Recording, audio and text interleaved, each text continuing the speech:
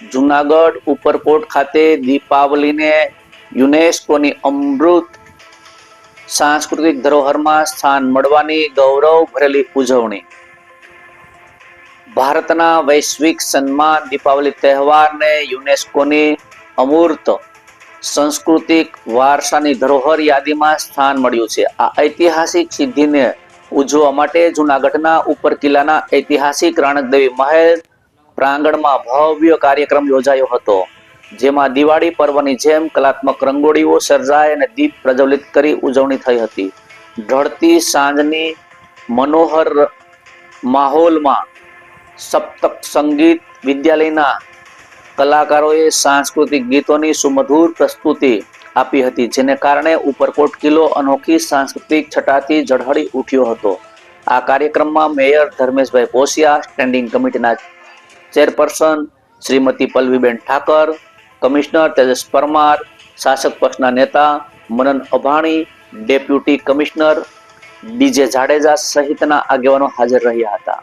વિદ્યાર્થીઓ દ્વારા રચાયેલી કલાત્મક રંગોળીની પ્રશંસા કરવામાં આવી હતી.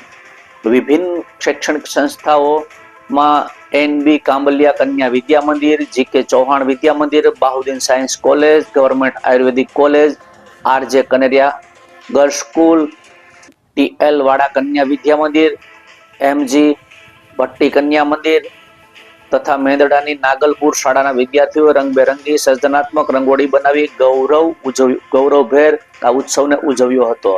જિલ્લામાં યુવા વિકાસ અધિકારી શ્રીમતી નીતાબેન વાડા, પ્રાંત યુવા વિકાસ અધિકારી શ્રી ડાંગરે સમગ્ર કાર્યક્રમનું સફળ સંકલન અને સંચાલન કર્યું હતું.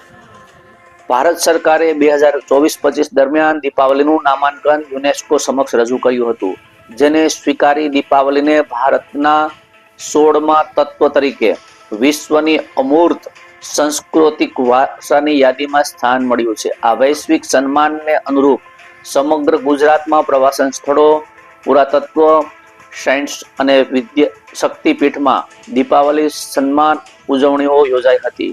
રિપોર્ટર સુલતાન ચૌહાણ, સહજ ન્યૂઝ, જૂનાગઢ.